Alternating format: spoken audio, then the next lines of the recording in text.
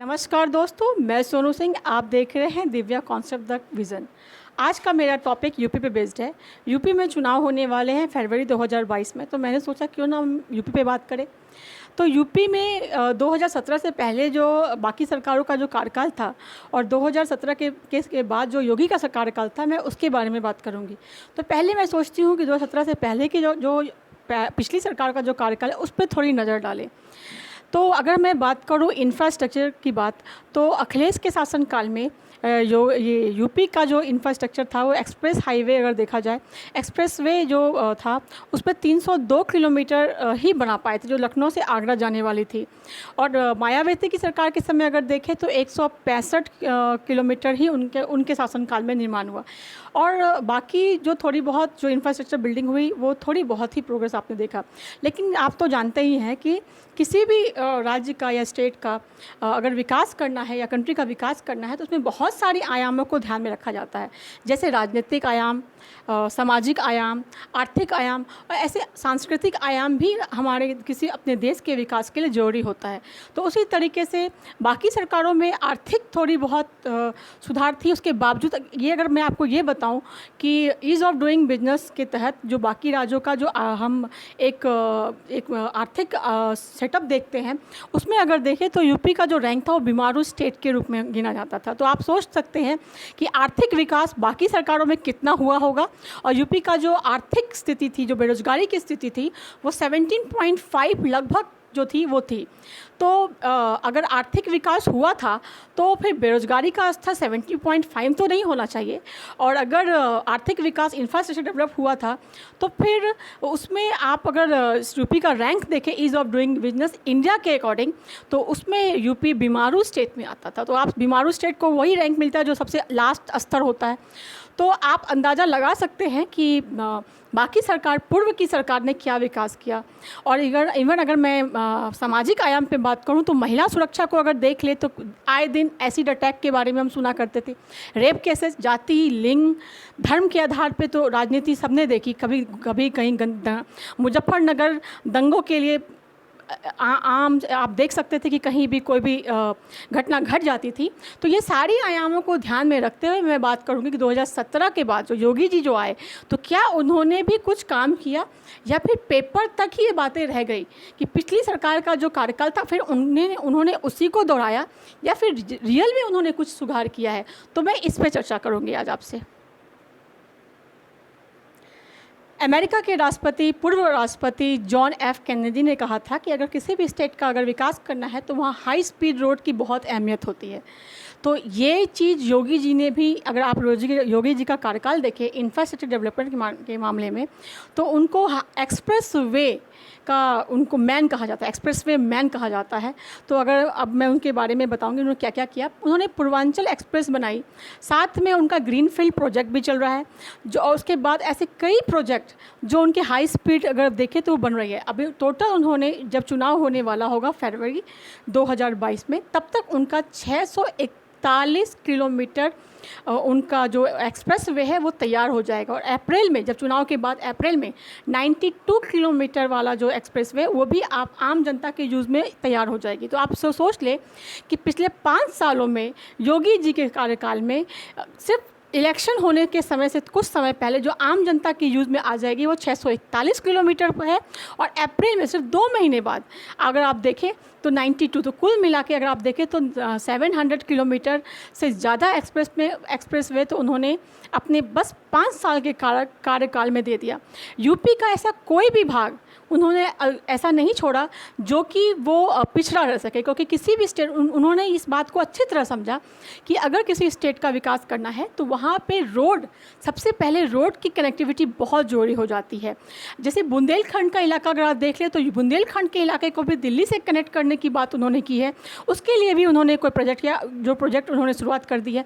इस तरीके से अगर आप देखें पश्चिमी यूपी, क्योंकि वो दिल्ली से कनेक्टेड है जिसकी वजह से वो ज़्यादा डेवलप है बाकी यूपी की अपेक्षा। तो इस तरीके से हर एक सरकार को, मैं योगी की बड़ाई नहीं कर रही लेकिन मैं उनके गवर्नेंस की बात कर रही हूँ कि अब हमारे देश की जो स्थिति हो रही है, जिस तरीके की महामारी हमारे देश में आ रही है, जिस तरह का प्रॉब्लम आज के जनरेशन्स को, आज की जनता को फेस करना पड़ रहा है, वैसे में किसी भी सरकार को आपको आप जनता के प्रति अपनी जवाबदेहिता तय करनी होगी और साथ ही अपने काम काज का जो अकाउंटेबिलिटी भी तय करनी होगी। एक बात और मैं जो बताना चाहूँगी कि योगी जी जब ये एक्सप्रेस वे बनने के लिए जब वो टेंडर देते हैं तो सारी चीज़ें पहले से तय हो जाती है ताकि काम सीधे सीधे स्टार्ट हो सके। और अगर जो एक टाइम फ्रेम उनको दिया जाता है, अगर उस टाइम फ्रेम में वो नहीं बनाएंगे तो उसके लिए जो ज़्यादा समय लगेगा और जो पैसे खर्च होंगे वो गवर्नमेंट की नहीं होगी, जिसने उसी समय सीमा में काम करने का गच्छा है उसे ही पैसे देने होंगे, उसका खुद का पैसा लगेगा।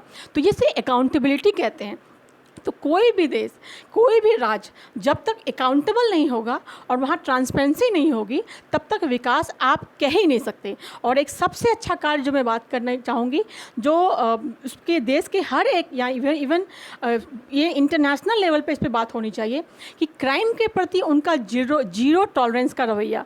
अगर आप देखें तो पहले यूपी में क्या था, गुंडा राज था, माफियाओं द्वारा भूमि को अधिग्रहण कर लिया जाता था, या फिर हर तरह का माफिया, बालू माफिया, जब खेती योग्य ज़मीन को भी माफियाओं द्वारा अधिग्रहण कर लिया जाता था।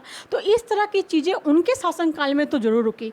तो मैं ये और जैसे कि अगर आप इसका टोटल अगर अभी तक की बात करूं मैं, तो मैं ये कहूँगी कि 1000 करोड़ का उन्होंने माफियाओं की बिल्डिंगों को गिरा कर उन्होंने वसूला।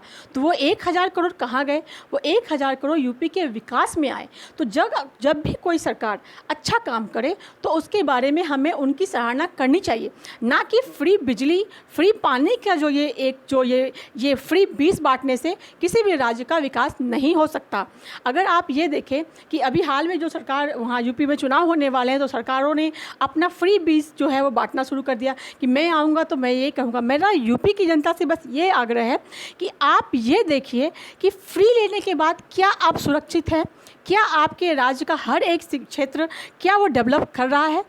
अगर कर रहा है फ्री लेने के बाद तो अवश्य उसको वोट दे, और अगर नहीं कर रहा है तो प्लीज़ आप उनको वोट दे जो डेमोक्रेसी में सही मायने में डेमोक्रेसी को ऊंचे स्तर पर ले जाए। क्योंकि डेमोक्रेसी जिस तरीके से अब वर्क कर रहा है, कहा जा रहा है कि डेमोक्रेसी के अंदर जो क्षेत्र आता है वो डेवलप नहीं हो सकता, क्योंकि यहाँ आम जनता के हाथ में शासन चला गया है।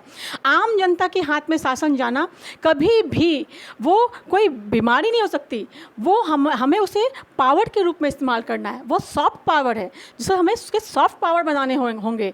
आम जनता अगर सरकार बदल रही है तो इसका मतलब ये नहीं है कि वो राज्य का विकास को वो ज़मीन के धरातल पे ले जा रही है। आम जनता अगर राज्य के सहभागिता में हस्तक्षेप कर रही है तो वो देश का विकास उसमें होना चाहिए। हाँ, कुछ कुर्सियाँ हैं जो फ्री बीज के आधार पे हमें कोई अगर प्रलोभन देता है तो हम उसमें आ जाते हैं, लेकिन सोशल मीडिया ने इस कुर्सियों को भरने का बहुत अच्छा कार्य किया है। इसीलिए मैंने भी सोचा क्यों ना मैं सोशल मीडिया का इस्तेमाल करके जो रियल में कुछ हुआ है उसके बारे में बात करूं। यूपी का जो अभी हाल में बजट 2021-22 का जो बजट आया है उसको 5.5 लाख करोड़ का आया। यूपी का जो इकोनॉमी है वो कई ट्रिलियन बनाने की इच्छा है योगी जी की। अब मैं ये बात करूँगी कि जो जीएसडीपी था वो पहले की सरकार में 10.9 लाख की थी, जिसको बढ़ाकर अब इन 5 सालों में 21.73 लाख करोड़ तक पहुंचा दिया गया है। और अभी ये बताना इसलिए जरूरी है, कुछ जो आंकड़े हैं उसको बताना बहुत ज़रूरी हो जाता है। अभी जैसे ये देखिए, मैंने आपसे क्या कहा था कि यूपी जो है बीमारू स्टेट में आती थी, लेकिन अभी इन 5 सालों में योगी जी के ने क्या किया कि यूपी को वो जो ईज़ ऑफ डूइंग बिजनेस में यूपी का जो नंबर है वो सीधे 2nd पोजीशन पे चला गया। तो ये कोई छोटी मोटी बात नहीं होती है कि जो बीमारू स्टेट हुआ करते थे वो सीधे 2nd नंबर पे आ जाए। तो ये बहुत बड़ा अचीवमेंट होता है। जो तेलंगाना को, आंध्र प्रदेश के बाद यूपी का पोजीशन 2nd है। और अगर आप ये देखें कि वहाँ का जो कैपिटल इनकम है, जो इन 5 सालों में आम जनता का कैपिटल इनकम डबल हो गया, जिससे अनएम्प्लॉयमेंट रेट जो 17.5% थी वो अब जाकर 4.1% हो गई है। तो मैंने जो बातें की है वो मैंने सिर्फ बढ़ा चढ़ा के नहीं की है, आंकड़े के स्तर पे जो है ये सारी बातें मैं आपके सामने रख रही हूँ। और अगर आप ये देखें कि अब जो यूपी गरीब गरीब राज्यों में जिसकी गिनती होती थी, बीमार स्टेट में जिसकी गिनती होती थी, वो यूपी अब अमीर राज्यों में आ गया। महाराष्ट्र जैसे राज्यों के 3rd पोजीशन यूपी ने अपना प्राप्त किया है। तो ये कुछ रिकॉर्ड्स हैं। अगर आप कोविड के समय यूपी का कार्यकाल देखें तो WHO द्वारा यूपी के परफॉर्मेंस को अप्रिशिएट किया गया। तो ये बहुत बड़ी बात होती है कि अगर कोई स्टेट जो गरीब था वो इस स्तर पे अपने आप को पहुंचाया। इसी तरह योगी जी ने शिक्षा, स्वास्थ्य, सामाजिक कुर्तियाँ अनेक क्षेत्रों पे उन्होंने काम किया। और अभी हाल में हमारे प्रधानमंत्री नरेंद्र मोदी जी ने ये वाराणसी में रुद्राक्ष संयोग सांस्कृतिक सहयोग जापान की हेल्प से जो रुद्राक्ष अंतर्राष्ट्रीय सहयोग कन्वेंशन सेंटर का जो ये उद्घाटन किया है। तो ये सारी चीज़ें क्या दिखाती है? ये सारी चीज़ दिखा रही है कि यूपी की तस्वीर बदल रही है। और इसी के साथ में और भी बहुत सारे वीडियो जो हैं आपके लिए मैं लाऊंगी, जो यूपी ने अपना जो सफ़र है 5 सालों में क्या क्या किया, क्या योगी जी के शासनकाल में भी यूपी ने ज़मीनी स्तर पे कोई कार्य किया है कि नहीं किया है, जैसे कृषि के क्षेत्र पे, शिक्षा के क्षेत्र पे। मैं इसके अलग अलग वीडियो आपको लाके जो है जानकारियाँ हैं वो मैं अवश्य लाऊंगी। और मैं सोनू सिंह आपसे जाते जाते मैं आपसे आग्रह करूंगी कि प्लीज़ आप मेरे चैनल को लाइक, शेयर और सब्सक्राइब जरूर करें, जिससे कि मेरा मनोबल, मेरा उत्साह बढ़े। और इसी के साथ मैं आपसे आज्ञा चाहती हूँ। धन्यवाद।